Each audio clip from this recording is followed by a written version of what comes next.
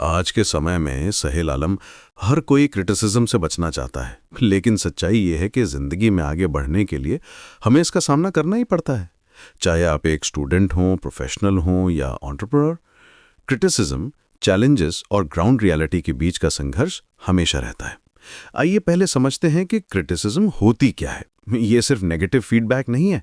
असल में क्रिटिसिज्म एक मिरर की तरह है जो हमारी कमियों को दिखाता है। जब कोई हमारे काम पर सवाल उठाता है तो हमारी पहली रिएक्शन डिफेंसिव होने की होती है।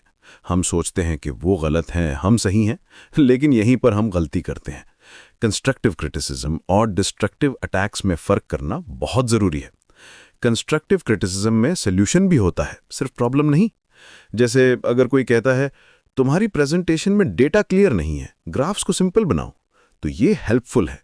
लेकिन अगर कोई सिर्फ कहता है तुम्हारी प्रेजेंटेशन बकवास है, तो ये डिस्ट्रक्टिव है। अब बात करते हैं चैलेंजेस की।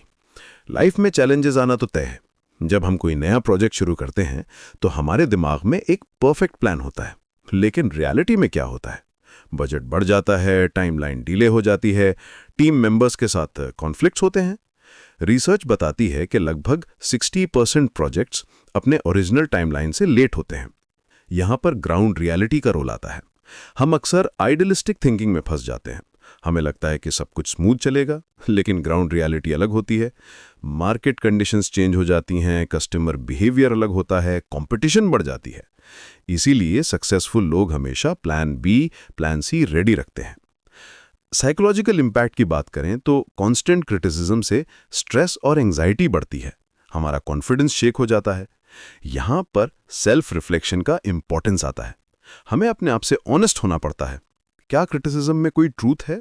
क्या हम वाकई में इंप्रूव कर सकते हैं? रेजिलियंस बिल्ड करना एक स्किल है। जैसे जिम में मसल्स बनाते हैं, वैसे ही मेंटल स्ट्रेंथ भी डेवलप करनी पड़ती है। हर फेलियर के बाद उठना, हर क्रिटिसिज्म को लर्निंग अपॉर्चुनिटी की तरह देखना, यही रेजिलियंस है। हिस्ट्री में देखें तो सबसे बड़े इनोवेशंस फेलियर्स के बाद ही आए हैं। सपोर्ट सिस्टम का रोल भी क्रूशियल है। अकेले लड़ना मुश्किल है। फैमिली, फ्रेंड्स, मेंटर्स, इनकी गाइडेंस और इमोशनल सपोर्ट से हम डिफिकल्ट टाइम्स में भी स्ट्रांग रह सकते हैं। स्टडी शो करती हैं कि जिन ऑर्गेनाइजेशंस में ओपन फीडबैक कल्चर होता है, वहां एम्प्लॉय एंगेजमेंट ज्यादा होती है। अब प्रैक्टिकल स्ट्रेटजीज की बात करते हैं। पहले, क्रिटिसिज्म को पर्सनली मत लो।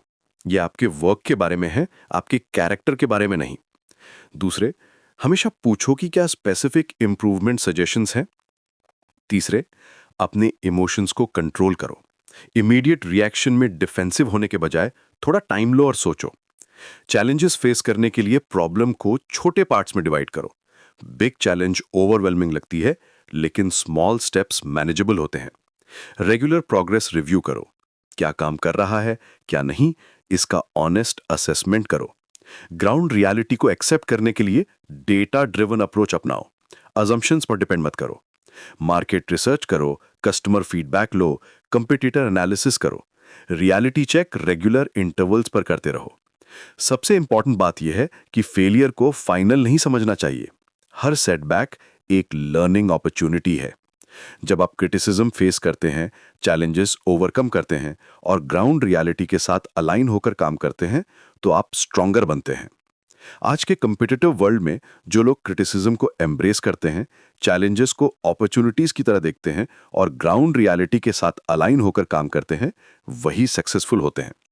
ये जर्नी इजी नहीं है, लेकिन रिवॉर्डिंग जरूर है।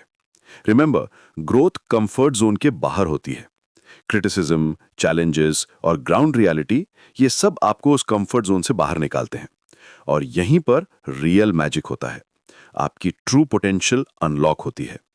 इसलिए अगली बार जब कोई आपको क्रिटिसाइज करे या कोई चैलेंज आए या ग्राउंड रियलिटी आपकी एक्सपेक्टेशन से डिफरेंट हो, तो घबराइए मत। ये सब आपकी ग्रोथ का हिस्सा है। एम्ब्रेस करिए, लर्न करिए और आगे बढ़िए।